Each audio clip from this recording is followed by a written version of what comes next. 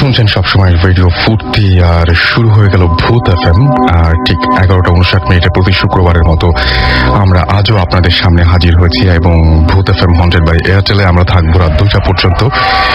এবং আপনারা যারা আমাদের সঙ্গে রয়েছেন তাদের সবাইকে স্বাগত জানাচ্ছি। আজকের তারিখটা খুব অদ্ভুত, আজকে 13 তারিখ এবং জুলাই মাসের 13 তারিখ। আর মাসুমকে আমি একটু জিজ্ঞেস করতে চাই, মাসুম মনে আছে যে আমরা ভূত এফএম শুরু করেছিলাম যেদিন, সেটা অগস্ট মাস ছিল, কিন্তু তারিখটা কত ছিল? তারিখটা ছিল সেই 13 তারিখের 13 আগস্ট আমরা যখন শুরু করেছিলাম ভূত এফএমটা। তো এখন নিশ্চয়ই মনে আছে যে আমরা কিভাবে শুরু করেছিলাম ভূত এফএমটা, না? অসাধারণ। আমি জানতামও না যে ইনফ্যাক্ট আজকে শো।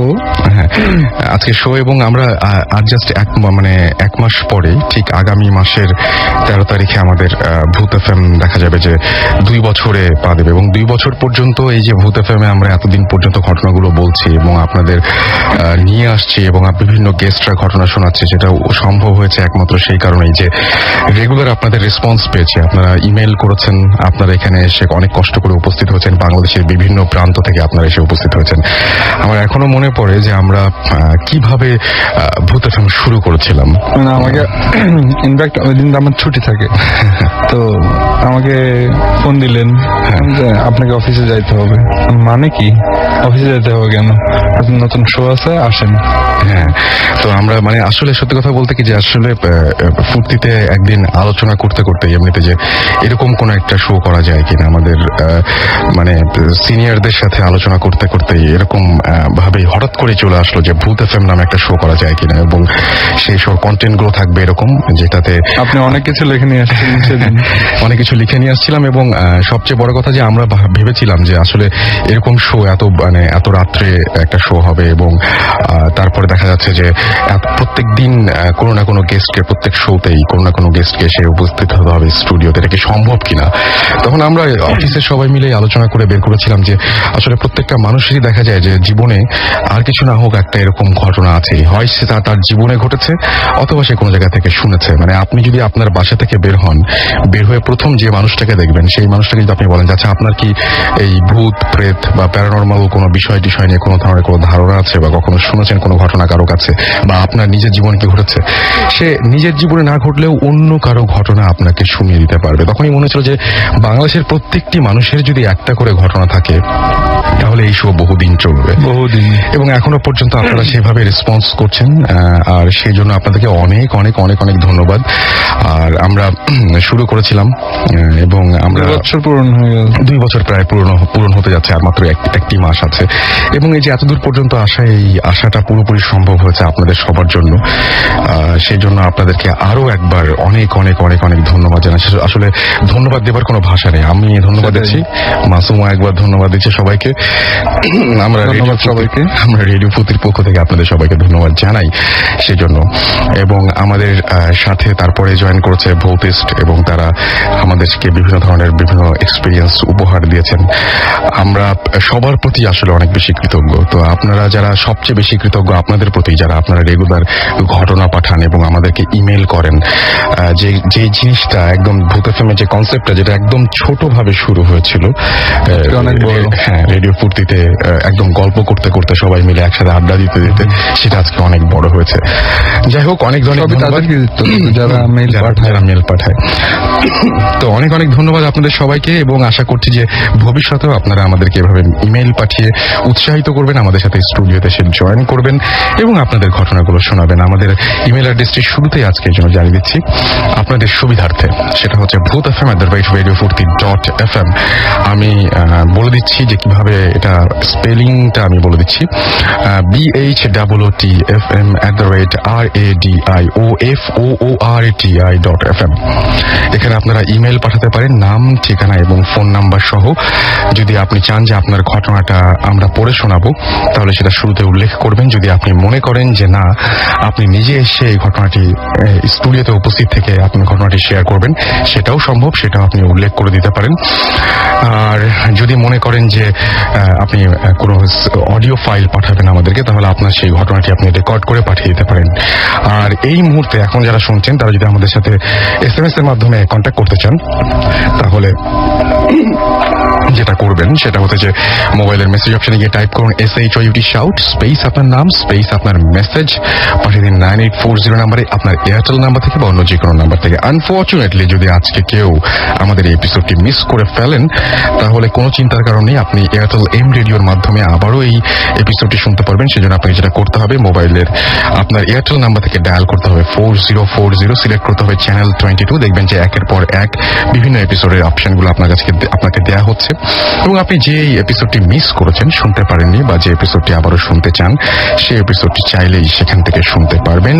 এবং ভূত FM টিউন আপনারা এখন কলার টিউন বা মাই টিউন হিসেবে সেট করতে পারবেন, এবং যেটা এখন মাসুম প্লে করছে, এই টিউনটি যদি আপনার টিউন করতে চান, তাহলে আপনাকে এই টিউনটির কোড মনে রাখতে হবে, অ্যান্ড দ্য কোড ইজ 92125। এবং আপনি জাস্ট একটা আপনার এয়ারটেল নাম্বার থেকে একটা SMS এর মাধ্যমে এটা আপনি আপনার নিজে টিউন করে ফেলতে পারেন।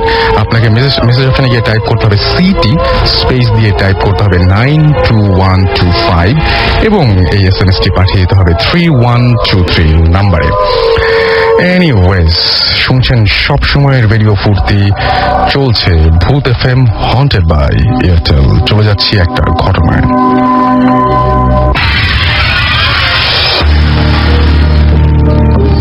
আমাদের লিখছেন, আসসালামু আলাইকুম রাসেল ভাই, আপনি শুনে হাসবেন যে আমার নামও রাসেল হাওলাদার। আমি জানি আপনি সবসময় ভালো থাকেন, তারপরেও জানতে চাই কেমন আছেন। পটুয়াখালীতে থাকি, আমার দেশের বাড়ি ঝালকাঠি।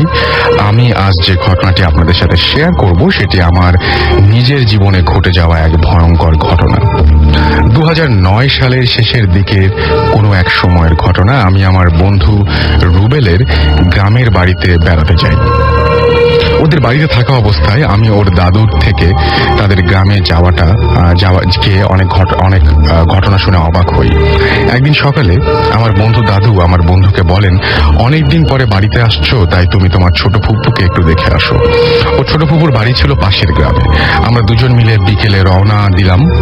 তখন দাদু আমাদেরকে বেশি রাত করে ফিরতে নিষেধ করলেন, কারণ ফুপুর বাড়ি যেতে প্রথমে মাইল খানেক হাঁটার পরে একটি ছোট নদী, এবং আরো আধা মাইল হাঁটার পরে একটি রাজবাড়ি সামনে পড়ে। আমরা রাজবাড়িটির মেইন রাস্তার কাছে অবস্থিত। ওই রাজবাড়িটি শত শত বছর পূর্বে, প্রায় অনেক বছর ধরে ওই বাড়িতে কেউ বসবাস করে না, আর ওখানে নানান ধরনের ঘটনা ঘটতে থাকে। যাই হোক, এবার আমি মূল ঘটনায় আসি। আমার ফুপুর বাড়ি থেকে ফিরতে একটু দেরি হয়ে গেল। রাত বেশি হয়, ফুপু আমাদের বাসায় আসতে দিতে চায়নি, কিন্তু আমরা গ্রামের ছেলে বলে আমাদের দুজনেই অনেক সাহস ছিল, তাই আমরা নিষেধ উপেক্ষা করে আসতে শুরু করি। আমাদের সাথে কোনো টর্চ লাইট ছিল না, শুধু দুজনের হাতে দুটো মোবাইল ছিল, তাও আবার আমার মোবাইলে চার্জ না থাকায় বন্ধ হয়ে আছে। আমরা দুজন কথা বলতে বলতে হাঁটছি, চারদিকে শুধু অন্ধকার। আমরা মোবাইলের আলোর সাহায্যে হাঁটছি। দুই পাশে কোনো বাড়ি ঘর কিছুই নেই, রাস্তায় কোনো মানুষও নেই। প্রায় 30 মিনিট হাঁটার পরে আমরা যখন ওই রাজবাড়ির কাছাকাছি আসি, তখন আমি শুনতে পাই ওই বাড়িতে অনেক বাচ্চাদের হাসির আওয়াজ, কিন্তু আওয়াজটা ছিল খুব আস্তে আস্তে। আমি ওকে বললাম, কোনো শব্দ শুনতে পাচ্ছ? কিন্তু ও নাকি কিছুই শোনেনি। তখন আমি ধারণা করলাম যে আমি হয়তো ভুল শুনছি। এরপরে আর একটু কাছে আসলে আমি আর কিছুই শুনিনি। তখন আমার বন্ধু বলে কান্নার আওয়াজ শুনতে পাচ্ছ? আমি বললাম না তো। তখন আমরা দুজনেই একটু চমকে গেলাম, কিন্তু কেউ কাউকে বুঝতে দিলাম না। আমরা যখন বাড়ির ঠিক কাছাকাছি আসি, তখন ঘটে আসল ঘটনা। রাসেল ভাই, আপনাকে কিভাবে বোঝাবো, আমার গায়ের লোমগুলো এখনো শিউরে উঠছে। আমরা বাড়ির কাছাকাছি আসার পরে আমার চোখে পড়লো ওই বাড়ির ছাদের উপর তখন যা দেখলাম তার ভোলার মতো নয়। এই জীবনে তার কখনো দেখতেও চাই না। ঘুটঘুটে অন্ধকারের মধ্যে একটি মানুষের আকৃতির মতো কেউ একজন একটি সাদা ঘোড়ার উপরে বসে আছে এবং ওই ঘোড়াটি ছাদের উপরে হাঁটছে। ঘোড়ার ওপরের ওই লোকটি আমাদেরকে তার কাছে ডাকছে। এবার আমরা দুজনেই ওই দৃশ্য দেখে ভয়ে দিশেহারা হয়ে গেলাম। আমরা দুজনেই অনেক জোরে দৌড় দিই। রাস্তার একপাশে বাঁশঝাড়, আর ওই বাঁশঝাড়গুলো মনে হলো যেন তুফানে ভেঙে পড়ছে। ওই বাঁশঝাড় ছাড়া অন্য কোথাও বাতাস ছিল না। চারিদিকে মনে হয় কি যেন কি ভয়ঙ্কর আওয়াজ। আমার বন্ধু লক্ষ্য করলো আমাদের পেছনে পেছনে ওই ঘোড়াটি আসছে। তখন যা দেখে আমরা সবচেয়ে বেশি ভয় আতঙ্কে দৌড়াতে থাকি তা হলো ঘোড়াটির দেহ আছে কিন্তু মাথা নেই। মাথাবিহীন একটি ঘোড়া আমাদেরকে তাড়া করছে। দেখে আমরা ঠিক থাকতে পারলাম না। আমি আছাড় খেয়ে পড়ে গেলাম। আমার বন্ধু আমাকে রেখেই দৌড়াতে লাগলো। আমি সেখান থেকে উঠে জীবন মরণের দৌড় শুরু করি এবং এক পর্যায়ে নদীর পাড়ে এসে আমার বন্ধুকে দেখতে পাই। তখন আর ওই ঘোড়াটি দেখা যাচ্ছিল না। আমরা নদীর পাড়ে কোন নৌকা খুঁজছিলাম। এখানে ঘটনা শেষ নয়, আরো বিপদ যে সামনে অপেক্ষা করছে তা জানা ছিল না। আমরা দেখলাম একজন মাঝি একটি নৌকা নিয়ে একদম পাশ ঘেঁষে যাচ্ছে। আমাদের ডাকে তিনি নৌকাটি ভিড়ায় এবং আমাদেরকে নৌকায় তুললেন। নৌকা ছাড়ার পরে আমরা যখন নদীর মাঝামাঝি তখন আমার বন্ধু মাঝিকে সব ঘটনা বলে। কিন্তু বলার পরে হলো আসল ঘটনা। ওই মাঝি খুব ভয়ঙ্কর ভাবে হাসতে শুরু করেন। এতে আমাদের ভয় আরো বৃদ্ধি পেল, কিন্তু আমরা তাকে কিছু বুঝতে দিলাম না। আমরা ভয়ে ভয়ে নৌকায় বসে থাকলাম। এর মধ্যে নৌকা পাশে আসলো এবং আমরা যখন নৌকা থেকে নামলাম সাথে সাথে দেখি নৌকার মাঝি নেই। যা আছে তা কি ভয়ঙ্কর দৃশ্য। আর তা হলো হলুদ শাড়ি পরা একটি যুবতী মেয়ে। ঘুটঘুটে অন্ধকারের মধ্যে আমি দেখতে পাচ্ছি ওই মেয়েটি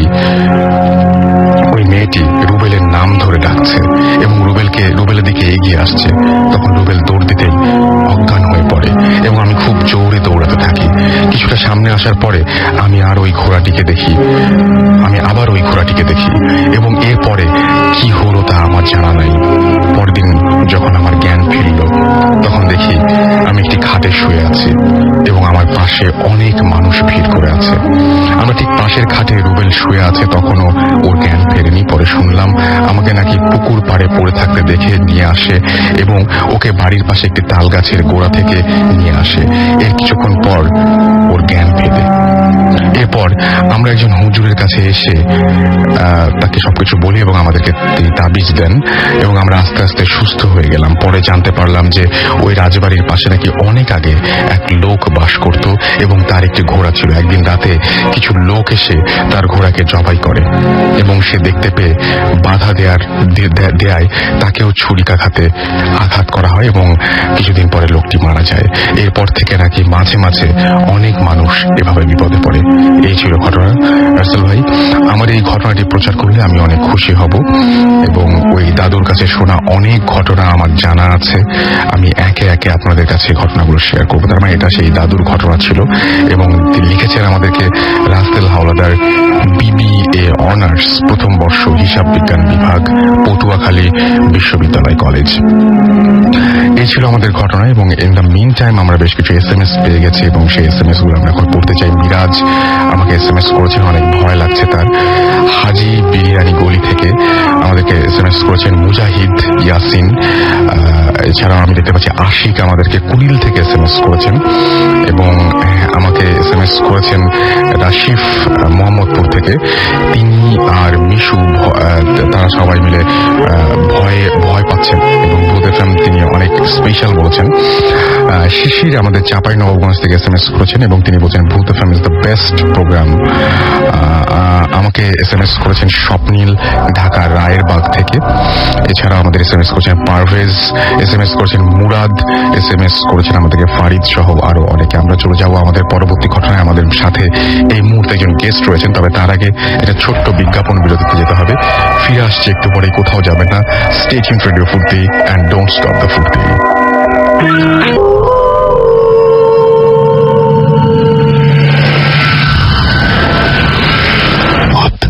FM haunted by Airtel.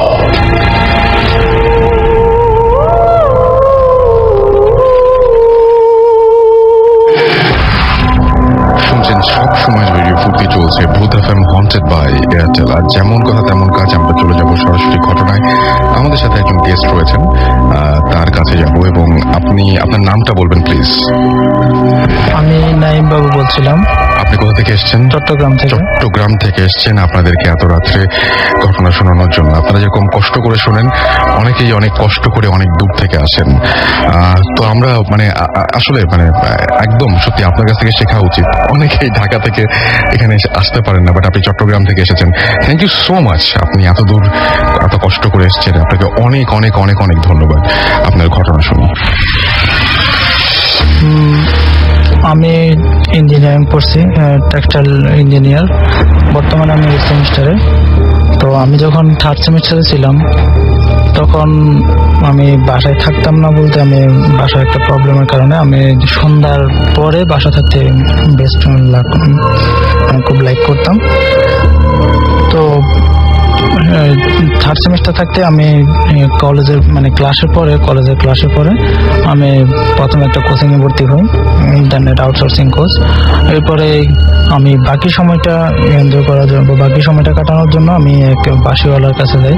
আমাদের ক্লাসের একটা ফ্রেন্ড, ওর ব্যান্ড একটা দলের সাথে পরিচয় আছে, ওর মাধ্যমে আমি একটা বাঁশিওয়ালার খোঁজ পাই। তো বাঁশিওয়ালার সাথে আমি কথা বলি, উনি আমাকে সপ্তাহে 3 দিন শিখাবেন বললো। তো আমি সপ্তাহে 3 দিনে আমি আমার সময়টা কাটানোর জন্য আমি ওনার ওই বাঁশিওয়ালার কাছে 4 দিন যেতাম, সপ্তাহে 4 দিন যেতাম। তো ওই 4th সেমিস্টারে যখন উঠছি আমি, তখন আমার ফার্স্ট স্টেপ শেষ হয়েছে। 4th সেমিস্টারের ফাইনালের দিকে আমার সেকেন্ড স্টেপ পুরোপুরি কমপ্লিট হয়েছে। তো পুরোপুরি কমপ্লিট হওয়ার পরে আমি ও এক্সাম দিই। এক্সামের পরে আমি ওনার সেকেন্ড স্টেপটা পাস করি। এরপরেই আমি ওই বাঁশিওয়ালার কাছে 4টা বাঁশি ছিল, আমি কখনো দেখি নাই বা ওগুলা কখনো দেখায়ও না, উনি কোনো প্রোগ্রামেও নিয়ে যায় নাই। ওই বাঁশিগুলো উনি কখনো আমাকে বা আমি কখনো দেখি নাই কোনো প্রোগ্রাম। ওনার যতগুলো প্রোগ্রাম ছিল কোনো প্রোগ্রাম আমি দেখি নাই।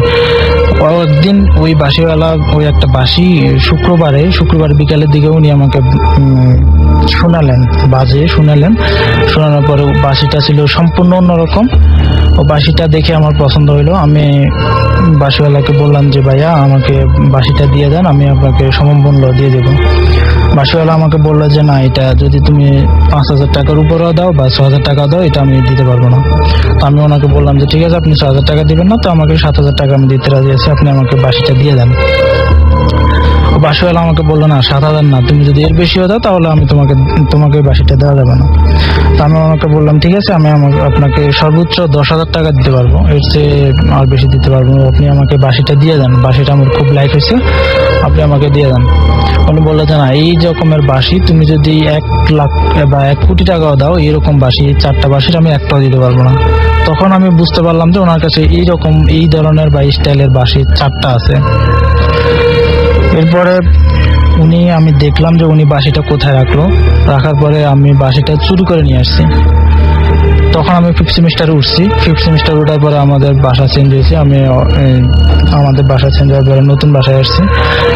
5th সেমিস্টারে ওঠার পরে আমি যখন প্রথম ক্লাস করতেছি, তখন আমি বাঁশিটা নিয়ে ছাদের উপরে বাজাতাম। সন্ধ্যা 5টা থেকে বাজাতাম।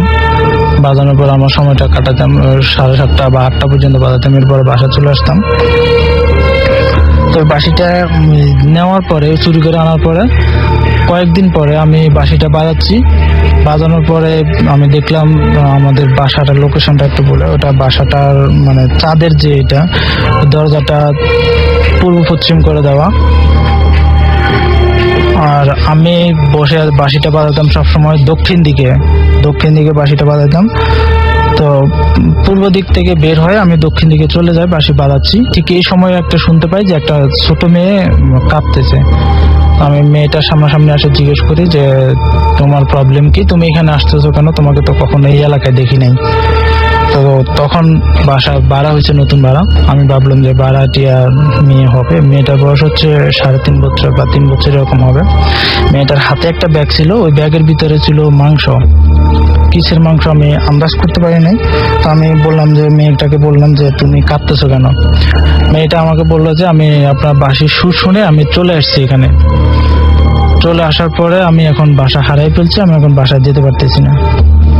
আমি মেয়েটাকে বললাম ঠিক আছে তুমি বসো, আমি বাড়িওয়ালাকে ডেকে নিয়ে আসি, তোমার বাসা তো বা তোমাকে চিনি কিনা। তা আমি বাড়িওয়ালাকে ডেকে নিয়ে আসলাম, আসার পরে দেখলাম কেউ নাই ওখানে। এরপরে বাড়িওয়ালা বললো যে হয়তোবা তুমি ভুল দেখছো, সন্ধ্যার সময় এগুলা ছাদে উঠা না। আমি এরপর থেকে ছাদে উঠতাম, তবে বাড়িওয়ালাকে না দেখিয়ে ছাদে উঠতাম। এই ঘটনার 5 দিন বা 7 দিন পরে আমি বাঁশি বাজাচ্ছি দক্ষিণ দিকে, ছাদের দক্ষিণ দিকে আমি বাঁশি বাজাচ্ছি। ঠিক এই মুহূর্তে আমার মনে হলো যে দরজা থেকে একটা মেয়ে মানে ছাদের উপরে আসলো, দরজা দিয়ে দরজা খুলে ছাদের উপরে একটা মেয়ে আসলো।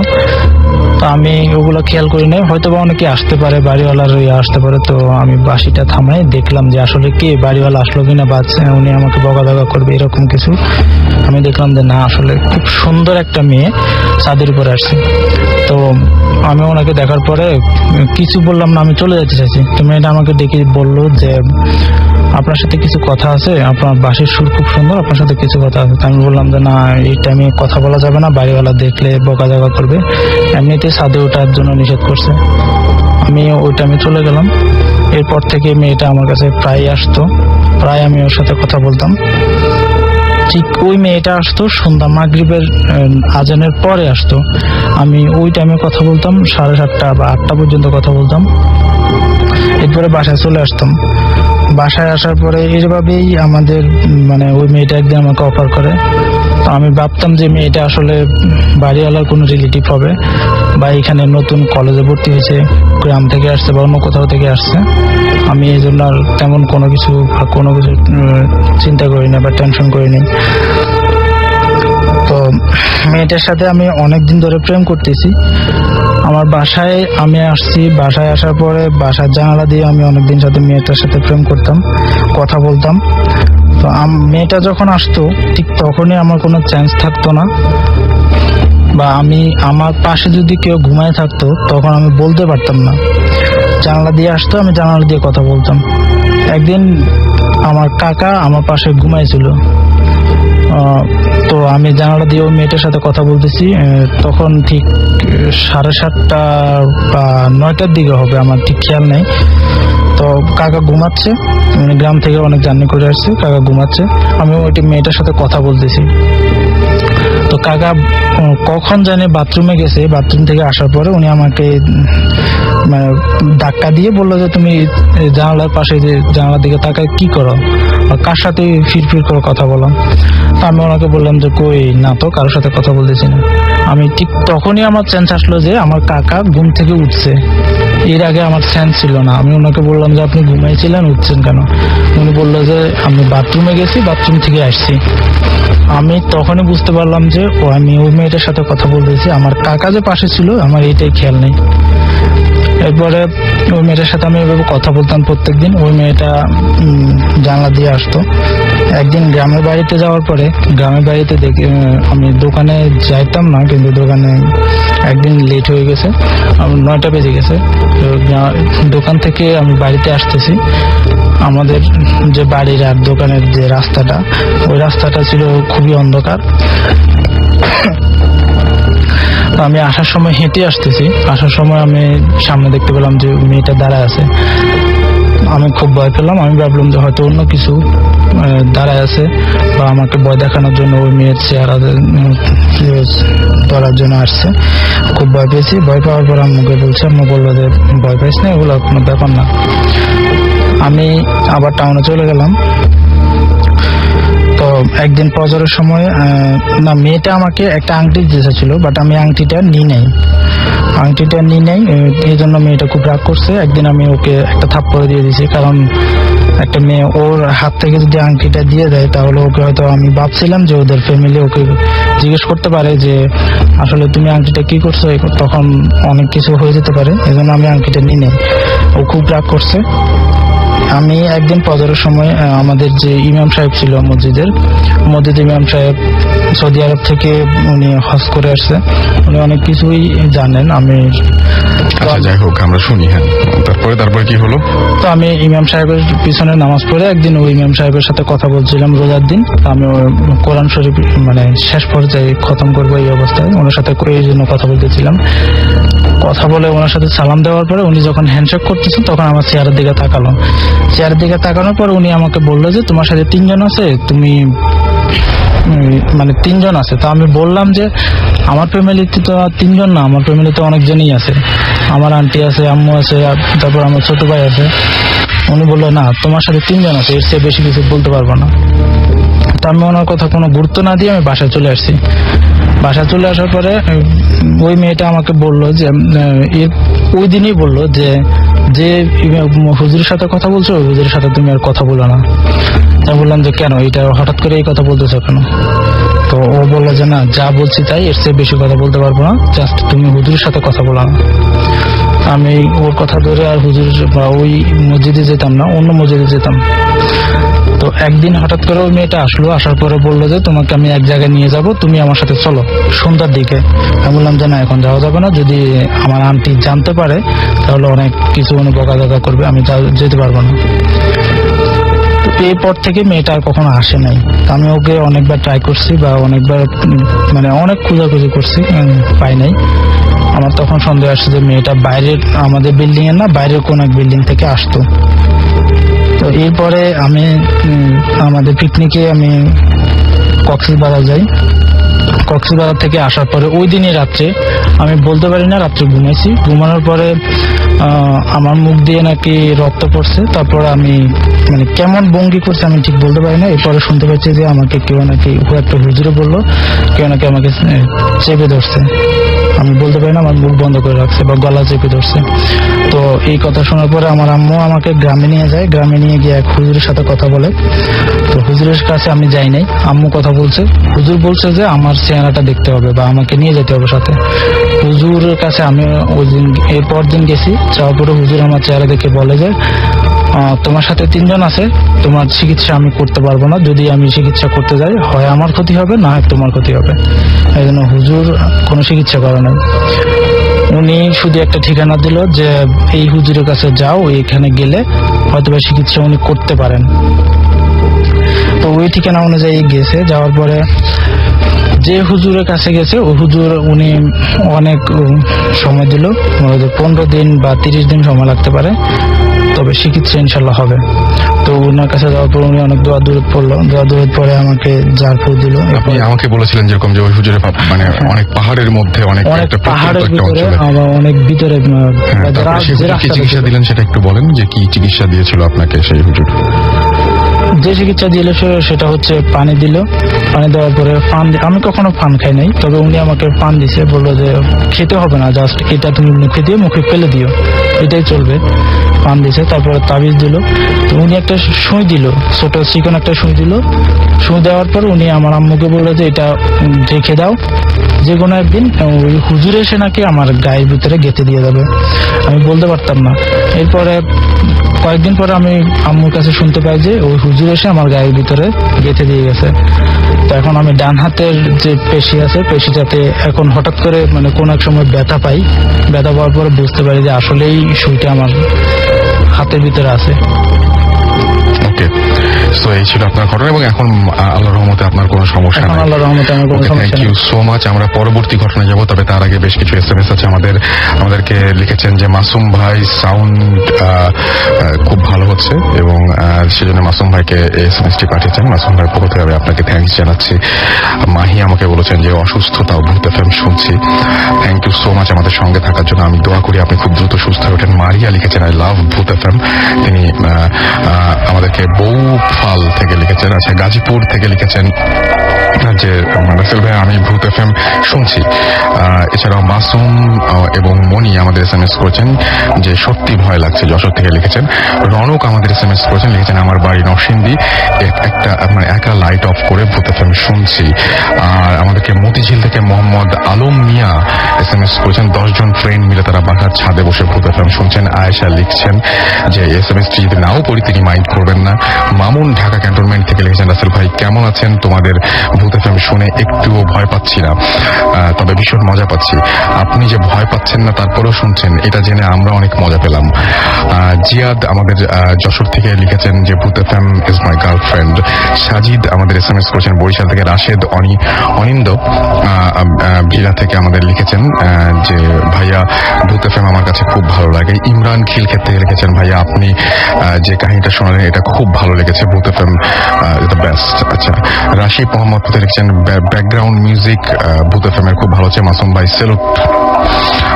আমাকে রাফসান লিখেছেন ইলেকট্রিসিটি নেই। আলমগীর উত্তরা থেকে লিখেছেন, আমি আর আমার ওয়াইফ সেজু একসাথে শুনছি, আমার ভূত এফএম শোনার সময় আমরা সব ঝগড়া ভুলে যাই। Thanks Bhoot FM, you are most welcome. Sadman Joy আমাদের লিখেছেন ঢাকা ক্যান্টনমেন্ট থেকে যে ভূত এফএম রক্স। এছাড়াও পিওল আমাদের SMS করেছেন ইমরান এবং তিনি তাঁতিবাজার থেকে SMS করেছেন। যাই হোক, আমরা চলে যাব আমাদের পরবর্তী ঘটনায় এবং আমাদের সাথে রয়েছেন আরো একজন যিনি চট্টগ্রাম থেকেই না, চট্টগ্রাম থেকে আরো দূরে 40 কিলোমিটার দূরে বান্দরবনের কাছাকাছি বেশ সাতকানিয়া থেকে তিনি এসছেন, অনেক দূর থেকে তিনি এসছেন এবং একটা লং জার্নি ছিল এটা। তারপরে উনি আমাদের মাঝে এসে উপস্থিত হয়েছেন। Thank you so much. আপনার নামটা একটু বলবেন শুরুতেই। হ্যালো শ্রোতা বন্ধুরা, আমি জনি আচার্য। আপনার ঘটনায় চলে যাই আমরা। আচ্ছা, ওকে। হ্যাঁ, এটা 2007-এর ঘটনা। তো আমি তখন জব করতাম একটা হোমিও ফার্মেসিতে। তখন দৈনিক পরিবেশন পত্রিকায় আমি একটা চাকরির বিজ্ঞাপন পাই, সেটা হচ্ছে ঢাকা বনানীর ওখানে। তো ওরা মানে এটা হচ্ছে গ্রামীণ এবং গ্রামীণের টাওয়ারে, সেটা সুপারভাইজার হিসেবে নিয়োগ করা হবে। তো আমি সেটা দেখে তাদের সেলফোনে ফোন করি এবং তারা আমাকে আসার জন্য আশ্বাস দেন আর কি।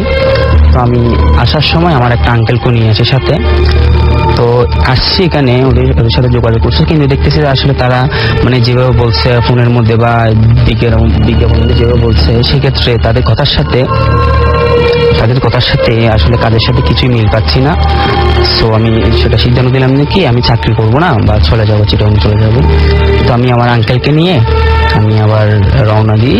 সেটা আমি সাইদাবাদ এসে দুপুর 12টার সময় পৌঁছি এবং বলছি যে আঙ্কেল আমি একটা বাড়িতে ফোন করব, আপনি এখানে থাকেন।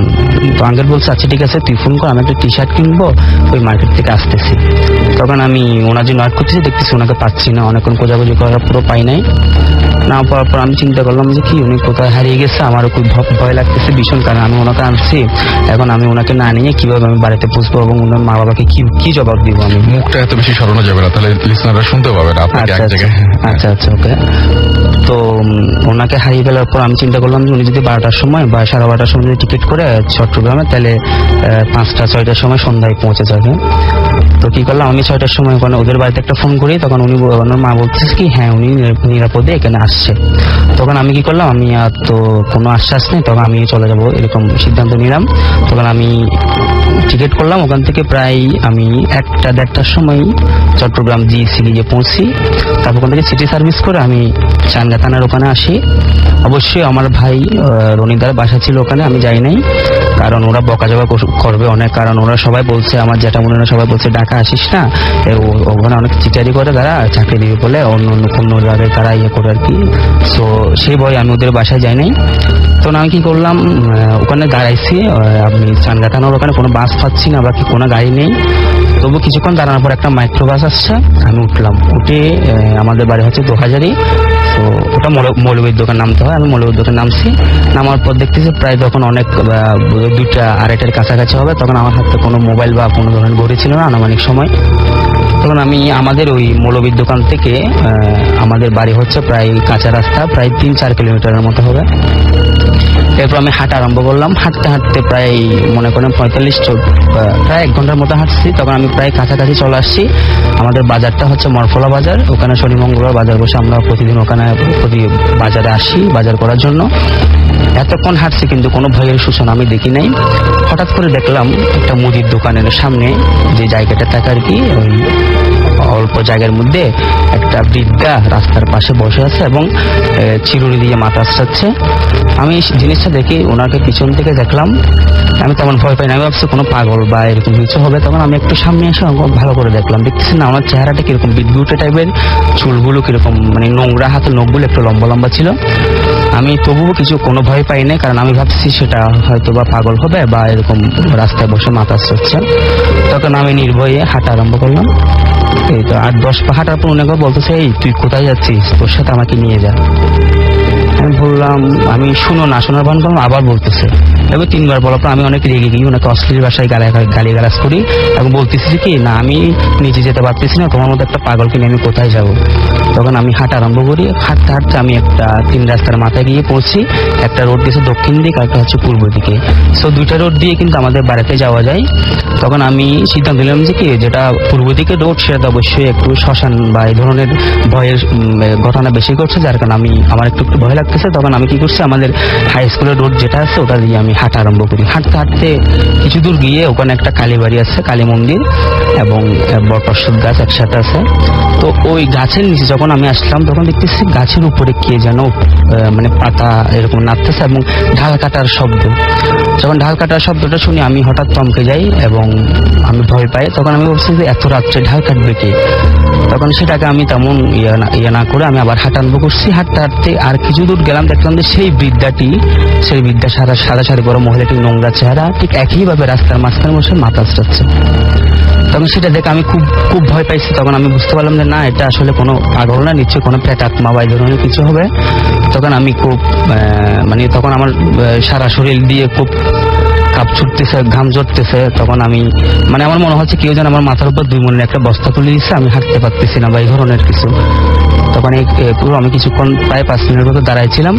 দাঁড়ানোর পর আমি অনেক সাহস সঞ্চয় করে শরীরের মধ্যে অনেক শক্তি যোগাইয়ে আমি একটা দৌড় দিলাম ওনার পাশ দিয়ে। দৌড় দিয়ে কিছু দূর দিয়ে দেখতেছি পিছনে দেখতেছি ঠিক সেই বিদ্যাটি হেঁটে হেঁটে আমার পিছনে আসতেছে। তখন আমি আরো জোরে দৌড় দিই। দৌড়ানোর পর আমি কিছু দূর গিয়ে তখন আমি খুব শক্তি হারিয়ে ফেললে তখন আমার আর দৌড় দেওয়ার কোনো শক্তি বা কোনো জোর, কোনো ধরনের অনুভূতি আমার মধ্যে ছিল না। তখন আমি কি করলাম, দাঁড়িয়েছিলাম ওখানে। দাঁড়ানোর পর আবার দেখতেছি যে সেই বিদ্যাটা আসতেছে আমার পিছিয়ে। তখন আমি নিরুপায় যে পালিয়ে যাব বা নিজেকে রক্ষা করবো ওই ধরনের কোনো সিচুয়েশন আমার মধ্যে ছিল না, ওই ধরনের কোনো পরিস্থিতির মধ্যে আমি ছিলাম না। সো এরপর দেখলাম যে কি উনি আসতেছে হঠাৎ একটা পুল বলতে যেটা 2 দিকে ধান ক্ষেত, এর মধ্যে একটা ছোট ছোট যে পুলগুলো থাকে আর কি পানি আসা যাওয়ার জন্য। তখন ওই বৃদ্ধাটি পোলের উপর পা দিতে চাচ্ছে আবার ব্যাগ দিচ্ছে, আসতে চাচ্ছে আবার আসতেছে না কেন জানি। আমি কি সমস্যা, উনি আসতে পারতেছে না কেন, সমস্যাটা কি। এরপর আমি চিন্তা করলাম, কারণ আমি যেহেতু জানি আর কি আমার ঠাকুর দাদা থেকে শুনছি, ঠাকুরমার থেকে শুনছি যে কি এরকম লোহা বা এরকম কোনো বান্ধের বা যদি তারের বান টান থাকে তাহলে নাকি এই ধরনের প্রেতাত্মারা ওখানে সরাসরি উঠতে পারে না। তখন আমি নির্ভয়ে হাঁটা আরম্ভ করবো এই ধরনের। তখন আমি হাঁটা আরম্ভ করতেছি, আবার পিছনটার কাছে দেখতেছি ওই বৃদ্ধাটি ঠিক রাস্তা থেকে নেমে গিয়ে ধানকে দিয়ে সোজা আবার উপর উঠতেছে পুলটাকে ক্রস করে। তখন আমি আবার দৌড় দেওয়ার চেষ্টা করলাম, কিন্তু সেখানে ব্যর্থ হলাম। উনি খুব জোরে এসে আমার গলা টিপে ধরলো এবং বলতেছে কি তোকে না নিতে বলছিলাম, তোর সাথে তুই নিস নাই কেন আমাকে, তাহলে মর তুই এখন, এরকম বললে আমার গলা টিপে ধরছে। আমি ওনার সাথে অনেক হাতাহাতি করলাম নিজেকে বাঁচানোর জন্য, কিন্তু শেষ পর্যায়ে নিরুপায় হয়ে ভাবছি আর বোধহয় এর হাত থেকে বাঁচা যাবে না। ঠিক সেই অবস্থায় যখন আমি খুব নিরুপায় বা অসহায় হয়ে পড়লাম, তখন পাশের মসজিদে তখন প্রায় আমি এই সব ঘটনার মধ্যে প্রায় 4:30-4টার সময় তখন ফজরের আজান দেয়, আর উনি হঠাৎ করে চলে যায় আমাকে ছেড়ে। আমি ওখানে সেজদায় হয়ে পড়ে যাই। এরপর মুসল্লিরা যারা নামাজ পড়তে গেছিল ফজরের সময় তারা আমাকে উদ্ধার করে এবং আমি হুঁশ পেয়ে সকালে বাড়িতে চলে যাই। থ্যাংক ইউ সো মাচ আপনার ঘটনার জন্য। আমাদের বেশ কিছু SMS রয়েছে। ফারহান আমাদের SMS করেছেন এবং তিনি বলছেন যে মাথা ব্যথায় মারা যাচ্ছি তবুও শুনছি, যতদিন বেঁচে থাকবো ততদিন ভূত FM শুনবো। আমিও চাই যে দীর্ঘদিন ভূত FM চলুক, সেটা আপনাদের উপরে ডিপেন্ড করে। আপনারা যত বেশি আমাদেরকে ইমেল পাঠাবেন, আপনাদের ঘটনা পাঠাবেন, এই স্টুডিওতে এসে আপনাদের ঘটনাগুলো শেয়ার করে যাবেন, তত বেশি ভূত FM প্রাণবন্ত হবে এবং আমরা তত বেশি ভূত FM কে চালিয়ে নেওয়ার শক্তি পাবো। সিনথিয়া আমাদের SMS করেছেন, কানিজ মেমন সিং থেকে SMS করেছেন যে আমরা দেখছি যে খুব একটা মানে চমৎকার একটা আবহাওয়ার সৃষ্টি হয়েছে। ইনফ্যাক্ট আমার খুবই ক্লোজ একজন ফ্রেন্ড, আমি ভাবি নাই যে ও শোনে ভূত FM, সারথি, ও SMS করেছে আমাকে, সে ভূত FM শুনছে এবং সাউন্ডের খুব প্রশংসা করছে, মাসুমকে থ্যাঙ্কস জানিয়েছে। তো আমরা দেখছি সাউন্ড এবং ঘটনা সবকিছুর সাথে সাথে আকাশের মাঝে মাঝে বিদ্যুৎ চমকাচ্ছে, সবকিছু একটা অদ্ভুত আবহাওয়া। আমরা স্টুডিওর জানালাতে দেখতে পাচ্ছি যে বাইরে এরকম বিদ্যুৎ চমকাচ্ছে একটু পর পরই, ঢাকার আকাশে অনেক মেঘ, একটু একটা বৃষ্টিও হয়ে গেছে। তারপরে আজকে আবার 13 তারিখ ছিল যখন আমরা শুরু করি শোটা। সব মিলিয়ে আজকে সবকিছু পজিটিভ। আজকে আশা করছি ঘটনাগুলো অনেক জমজমাট হবে। লামিয়া মোহাম্মদপুর থেকে লিখেছেন, আমার আম্মু আগে এই ভূত FM এর কথা শুনে বিশ্বাস করতো না, কিন্তু এখন সে আপনাদের প্রোগ্রাম রেগুলার শুনে। বাবু ভাই আসবেন না? হ্যাঁ, বাবু ভাই আসবেন, বাবু ভাই এসে গেছেন অলরেডি, কিছুক্ষণের মধ্যে তিনি স্টুডিওতে এসে উপস্থিত হবেন। জুরিন সানিল আমাদের SMS করেছেন, SMS পড়লে খুশি হব, আমি তোমাদের নিউ ফ্রেন্ড, ওয়েলকাম টু ভূত FM, আশা করছি এখন থেকে রেগুলার আপনাকে পেয়ে যাবো। আরিফিন মিরপুর 10 থেকে লিখেছেন, লাইট বন্ধ করে একা ভূত FM শুনছি, একটু ভয় পাচ্ছি, দেখা যাক আপনার ভয়টা একটু করে বাড়িয়ে দেওয়া যায় কিনা। এনিওয়েজ, আমরা চলে যাব, আবারও একটা ছোট্ট ব্রেক নিতে হবে আমাদেরকে, তারপরে আমরা আবারও ফিরে আসবো, ছোট্ট একটা ব্রেক, তারপরে আমরা নতুন ঘটনা নিয়ে ফিরে আসছি। সো কোথাও যাবেন না। আপনি যদি আমাদের SMS করতে চান, মোবাইলের মেসেজ অপশনে গিয়ে টাইপ করুন SHOUT, শাউট স্পেস আপনার নাম স্পেস আপনার মেসেজ পাঠিয়ে দেন 9840 নাম্বারে, আপনার এয়ারটেল নাম্বার থেকে বা অন্য যে কোনো নাম্বার থেকে। স্টে টিউনড রেডিও ফুর্তি অ্যান্ড ডোন্ট স্টপ দ্য ফুর্তি।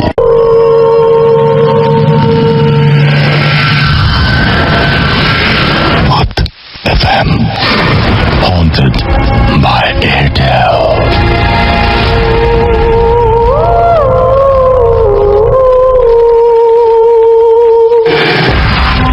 শুনছেন সব সময় রেডিও ফুর্তি, চলছে ভূত FM হন্টেড বাই এয়ারটেল। ঘড়িতে সময় রাত 12:49। আমরা চলে যাব আরো একটি ঘটনায়, এবং এই ঘটনাটি আমাদের ইমেইল করেছেন। যিনি লিখছেন তার ভাষাতে বলছি, এটি একটি সত্যি ঘটনা যা বছর 4 আগে আমার সাথে ঘটেছিল। সে রাতে আমি আমার গ্রামের বাড়ি চট্টগ্রাম থেকে ঢাকার উদ্দেশ্যে ফিরছিলাম। প্রায় ঘন্টা 3 একটানা গাড়ি চালিয়ে কিছুটা ক্লান্ত ছিলাম, কিন্তু দুর্ঘটনা ঘটার চিন্তায় এক মুহূর্তের জন্য অসতর্ক হয়নি। রাত তখন প্রায় 2টোর মতো বাজে। এত রাতে ঢাকা ফেরার মূল কারণ হলো, তার পরের দিন সকাল 10টায় আমার অফিসে একটা জরুরি মিটিং আছে। যাই হোক, আসার পথে খাজা বাবার মাজারের নামে একটা জায়গা পড়ে, সেই জায়গাতে অনেক কুসংস্কার রয়েছে, সেখানে নাকি প্রচুর পরিমাণ দুর্ঘটনা ঘটে। চালক প্রায় গাড়ির ব্যালেন্স হারিয়ে ফেলে অথবা ব্রেক জ্যাম হয়ে যায়, ইত্যাদি। রাস্তা মোটামুটি ফাঁকা ছিল, শুধুমাত্র রাস্তার কিছু ট্রাক আর গুটি কয়েক প্রাইভেট কার। আমি আনুমানিক 70-80 কিলোমিটার বেগে গাড়ি চালাচ্ছিলাম। রাস্তার উপর তীক্ষ্ণ নজর, হঠাৎ একটা মোড় ঘোরার সময় আচমকা দেখলাম একটা লোক রাস্তার মাঝে দাঁড়িয়ে আছে। লোকটা পরনে একটা ছেঁড়া ফাটা হাফ প্যান্ট, গায়ে কোনো কাপড় নেই, মুখে জঙ্গলের মতো দাড়ি, চোখগুলো আলো পড়ে ঝিকঝিক করছে। বড় বড় হলদে দাঁতগুলো দেখে অন্য সময় হয়তো ঘৃণা লাগতো, কিন্তু কিছুক্ষণের মধ্যে আমার গাড়ি তার গায়ে আঘাত করবে, অথচ মুখে হাসি নিয়ে তাকিয়ে আছে লোকটি আমার গাড়ির দিকে।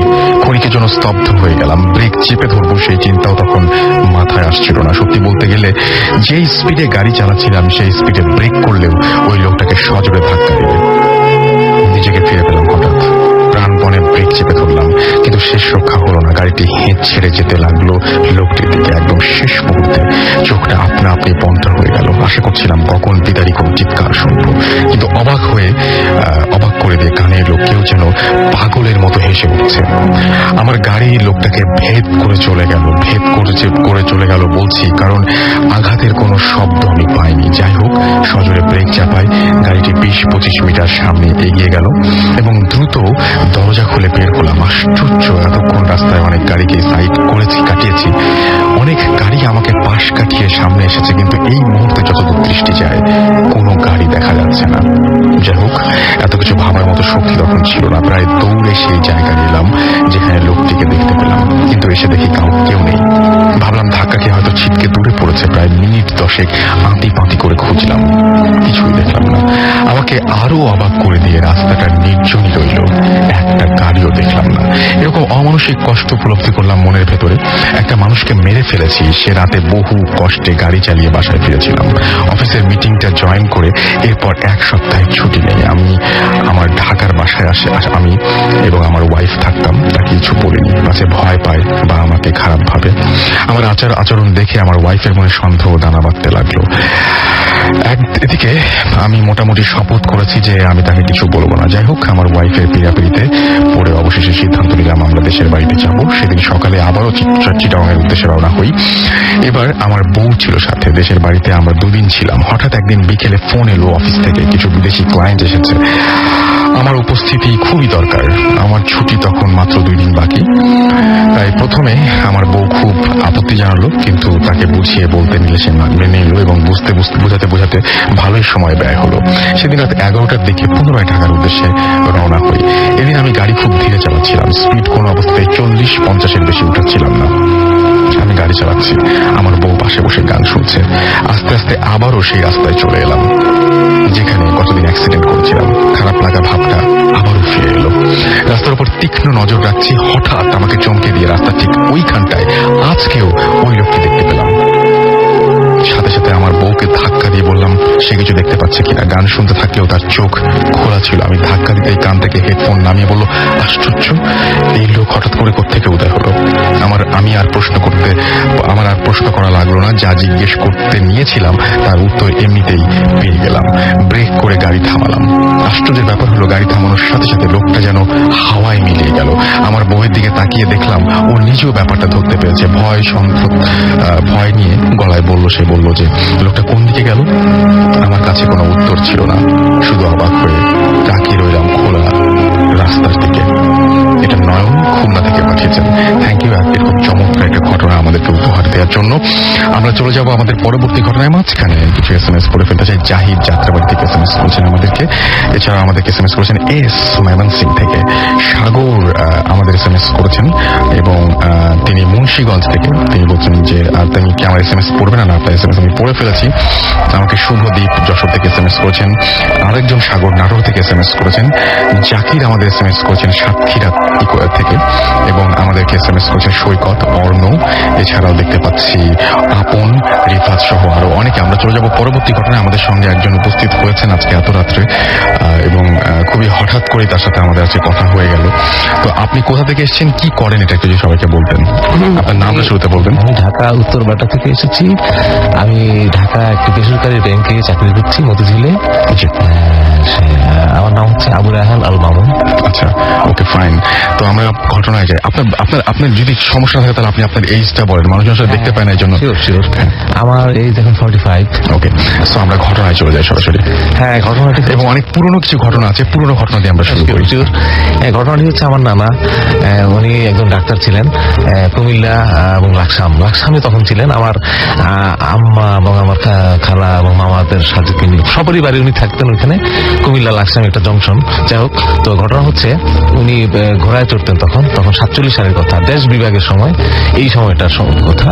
তখন যোগাযোগ ব্যবস্থা খুবই অনুন্নত। তো ঘোড়ায় চড়ে উনি মাঝে মাঝে ঘুরতে যেতেন এবং মাঝে মাঝে রোগীও দেখতেন। যে ঘটনা হয়েছে খুব মারাত্মক, সবসময় প্রায় ঘটনাটা হতো। উনি ঘোড়ায় চড়ে একদিন ফিরে আসছেন বাড়িতে, রাত 8-9টা হবে। তখনকার দিনে তো এই টাইমে আপনার রাস্তাঘাট ফাঁকা, মানুষজন খুব কম। তো বাড়ির কাছাকাছি আসার সময় উনি দেখতে পেলেন রাস্তার উপরে ওভারকোট পরা, মাথায় হেট এবং 7-8 ফিট লম্বা একটি লোক রাস্তার উপর পথ রোধ করে দাঁড়িয়েছে। এবং এই ছায়ামূর্তি আসলে এটা দেখেই সাথে সাথে ঘোড়াটি ভয় পেয়ে চিৎকার করে এবং থেমে যাওয়ার পরে উনি বুঝতে পারেন যে এটা অশরীরী এবং তিনি পরেশগার মানুষ ছিলেন। তিনি ভয় পাননি, তিনি দোয়া পড়তেছিলেন। দোয়া পরে সেদিকে তাকিয়ে বলল, এখান থেকে সরে যা। সত্যি না, বেশ কিছুক্ষণ বলার পর এটা কিছু সরে গেল। সরে যাওয়ার পরে উনি আবার স্বাভাবিকভাবে বাড়িতে ফিরে আসলেন এবং এবং পরের দিন বা তারপরে সবাইকে সাবধান করলেন যে রাত্রিবেলা যেন ঘর থেকে বের না হয় কেউ। এবং এই সেই ছায়ামূর্তি মাঝে মাঝে তার রাত্রিবেলা এসে ডিস্টার্ব করতো বাথরুমে যাওয়ার পথে বা ঘর থেকে বেরোর পথে। এবং এই ধরনের ঘটনা অনেকগুলো। আমার নানা যখন কুমিল্লা বাড়ি করলেন, লাকসাম থেকে এসে 47-এর পর কুমিল্লা শহরে এক জায়গায় একটি বাড়ি, পুরনো বাড়ি, জমিদার বাড়ি ছিল, সে বাড়ি, সেখানেও অনেকগুলো ঘটনা। এবং এগুলো আমি এখন আমি বলতে চাচ্ছি, সেটা হচ্ছে যে ওই বাড়িতে আমার খালা, আমি তখন ক্লাস 3-তে, এই ঘটনাটা হবে 74-75 এই টাইমে। তো আমি খালাদের সাথে ঘুমাচ্ছিলাম, রাত্রে শীতকাল ছিল। তো ভোরে উঠে আমি ঘুমাচ্ছিলাম, খালা দুজন ছাদে উঠলো। ছাদেই বেশিরভাগ সময় এই ঘটনাটা হতো। খালারা ছাদে ওঠার পরপরই ছাদে উঠে দেখলো যে ভোরবেলা কোট পরা সেই একই ব্যক্তি, সেই একই অশরীরী, সেই ছায়ামূর্তি, সে হাঁটছে এবং পায়ে জুতা, বেশ জোরে শব্দ হচ্ছে, জুতা পরে জোরে জোরে হাঁটে, খটখট শব্দ। এবং তারা দুজনই ভীষণভাবে ভয় পেয়ে যায়। এবং এই সে দেখে তারা ছাদ থেকে পরে কি মরি দৌড়ে আসলো। এবং আমি ঘুম থেকে উঠে গেলাম। আমি বললো যে ছাদে কি যেন দেখছি, একটা লোক হাঁটছে। আমিও ভয়ে খালাদেরকে ধরে ঘুমিয়ে পড়লাম।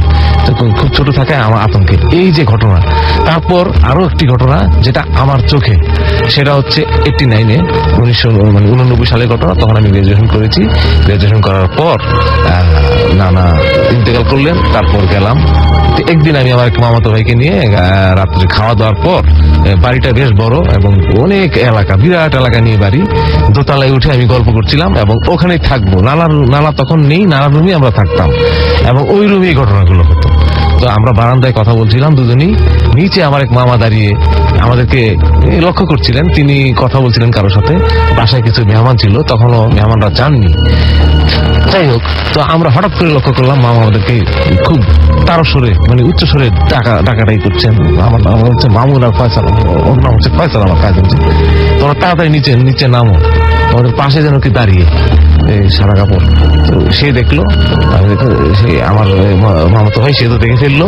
দেখে সে আতঙ্কের মধ্যে পড়ে গেল। সে আমাকে ঝটকা মেরে টান দিয়ে আমাদের দুজনকে নিয়ে সিঁড়িতে আমরা কিভাবে যে নামলাম আমরা বলতে পারবো না, আতঙ্ক। এবং নিচে নামার পরে মামা বললো যে তোমাদেরকে আমি ভয় পেয়ে গেছিলাম যে সে কোনো ক্ষতি করবে, সাদা কাপড় পরা লোক। এবং আমরা নিচে এসে দেখলাম যে এই লোকটি আর উপরে নেই।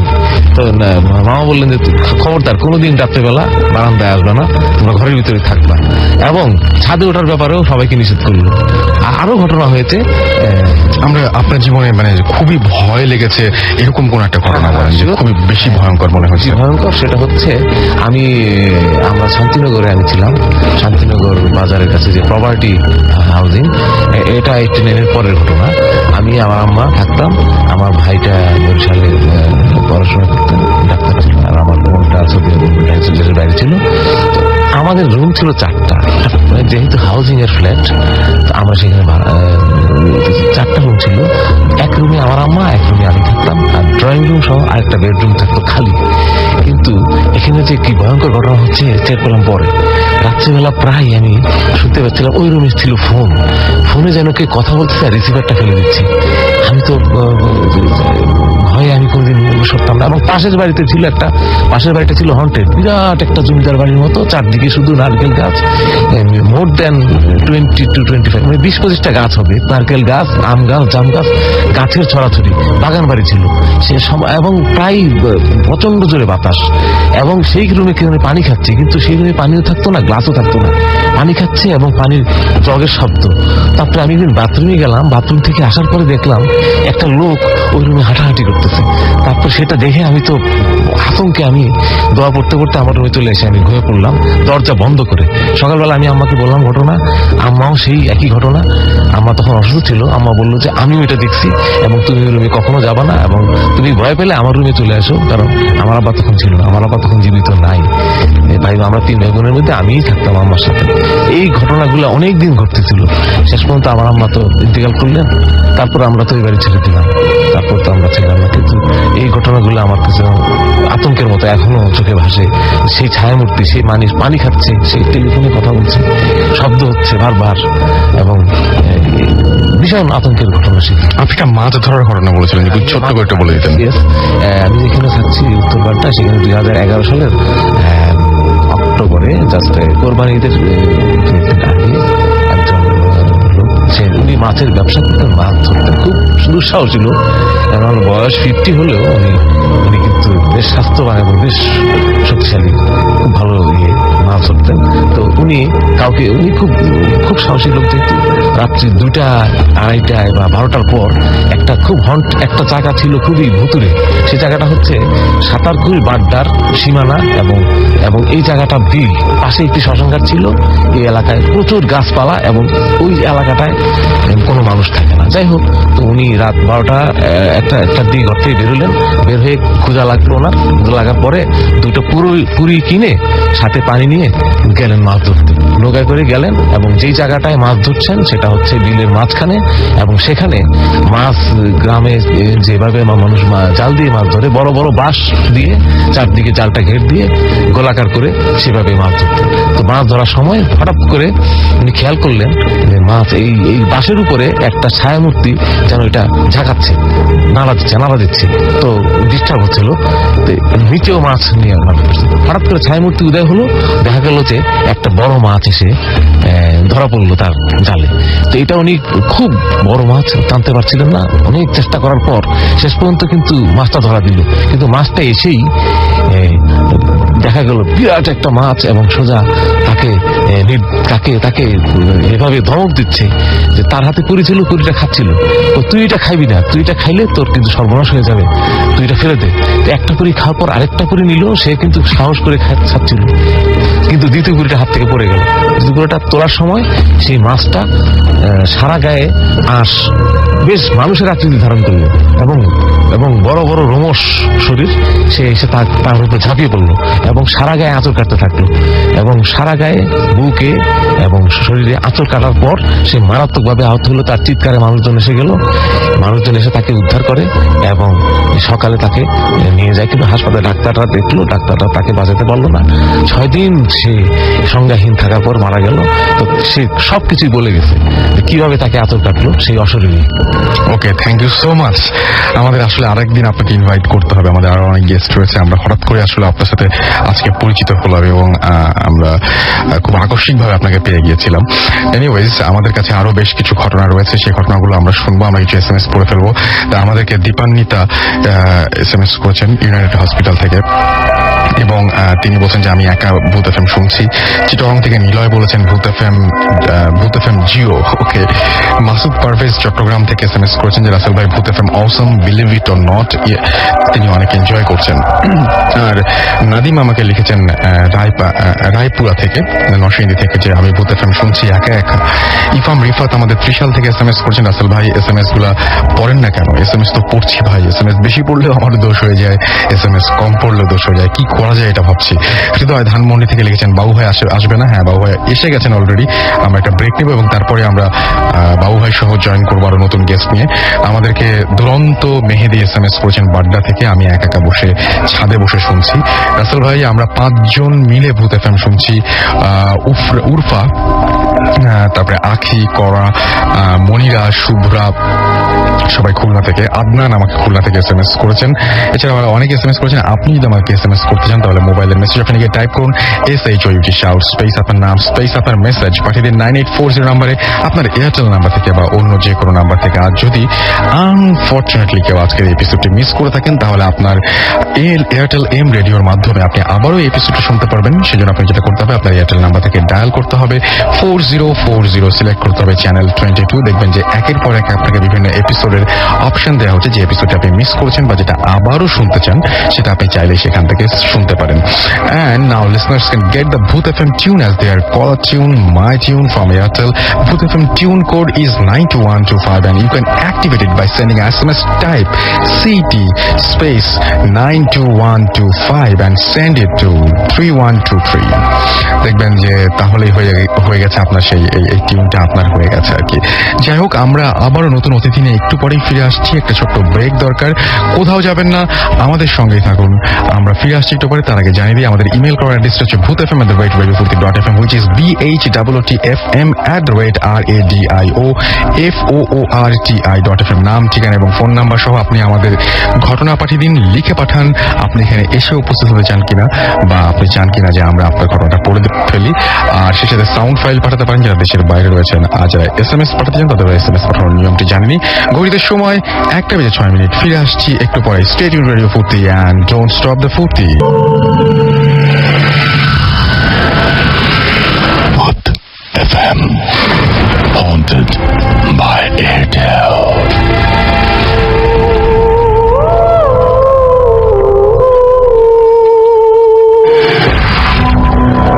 শুনছেন সবসময় রেডিও ফুর্তি, চলছে ভূত FM হন্টেড বাই এয়ারটেল। আর আমরা এই মুহূর্তে দেখতে পাচ্ছি বেশ কিছু SMS আমাদের মাঝে অলরেডি চলে এসছে। সুমি 32 চিটাগং থেকে আমাদের SMS করেছেন এবং তিনি সবসময় ভূত FM এক একটা শোনেন। এছাড়া আমাদেরকে তিনি বলেছেন যে মজা পাচ্ছেন তিনি অনেক। আর সে সাথে বলছেন যে ভূত FM টিভিতে কবে আসবে না, ভূত FM কিন্তু টিভিতে আসার কোনো কথা নাই। আমাকে কামরুজ্জামান লিখেছেন কুয়াকাটা থেকে যে রাসুল ভাই, আচ্ছা তিনি বলছেন যে রাস্তার মুক্ত বাতাসে বসে ভূত FM শুনছেন। এছাড়া আমাদেরকে ডেথ টিউন SMS করেছেন আমাদেরকে মানিক পালপাড়া থেকে, এবং আমাদেরকে SMS করেছেন মামুন, SMS করেছেন আমাদেরকে মোহাম্মদ আরিফ, এছাড়াও কবির SMS করেছেন আমাদেরকে। এছাড়াও আমাদেরকে SMS করেছেন ব্যাড বয় খুলনা থেকে, ইমরুল চট্টগ্রাম থেকে, তন্নি মোহাম্মদপুর থেকে। এক্সামের জন্য অনেক ভয় লাগছে, বাট ভূত FM শুনে অনেক ভালো লাগছে। রূপক আমাদের SMS করেছেন স্বপ্নিল, SMS করেছেন অসীম সহ আরো অনেকে। এতক্ষণ বাবু ভাই কিনে অনেক কথা হচ্ছিল যে where is Mr. Babu, and now he is here, and বাবু ভাই ওয়েলকাম ব্যাক। সো আমরা আজকে বাবু ভাইকে দিয়ে শুরু করছি, এরপরে আমাদের আরো যারা গেস্ট রয়েছেন তারা এক একে জয়েন করবেন, তারপরে বাবু ভাই আবারও ফিরে আসবেন। সো আমরা কিছু ঘটনা আগে বাবু ভাইয়ের কাছ থেকে শুনে ফেলি। ঘটনাগুলো কোথাকার বাবু ভাই? ঘটনা হচ্ছে ঢাকার। ওকে ফাইন, আমরা শুনি তাহলে কোথায়। তো ফার্স্টটা শুরু করি নাকি? জি প্লিজ। আচ্ছা, এই ঘটনাটা আমাকে আমার একটা বন্ধু বা বড় ভাই উনি বলেছেন, এবং উনি নামটা শেয়ার করতে নিষেধ করছেন এবং স্পেসিফিক লোকেশন। তো ঘটনাটা হচ্ছে মিরপুর এলাকার। ওকে। তো উনি এক সময় ওই মানে যে বাসাটার কথা বলছেন, একটা হন্টেড বাসার কথা, অ্যাপার্টমেন্ট আর কি, যেখানে উনি ছিলেন, উনি ওখানে মুভ করেন, বাসা ভাড়া নেন আর কি। ওনার বাসার অন্য কেউ ছিল না ওনার সাথে, উনি ফার্স্ট দিন মুভ করে আসেন। ফার্স্ট দিন যেটা আসেন, উনি বাসায় ওঠার পর 4তলা বাসাটা টোটালি কমপ্লিট না, একটু ইনকমপ্লিট আর কি। ওই সিঁড়ি ঘরে যেমন রেলিং নাই, তারপর আপনার ওই যে প্রত্যেকটা যে আপনার ঘোরার যে জায়গাটা, ওখানে দেখা যাচ্ছে দেয়াল নেই, অর্ধেক দেয়াল করা এরকম। আচ্ছা, এনিওয়ে উনি আসেন ঠিক সন্ধ্যার দিকে বাসায় পৌঁছান আর কি। বাসায় পৌঁছানোর পরে ফার্স্টে উনি কিছু মালপত্র হাতে নিয়ে বাসায় উঠেন সিঁড়িতে।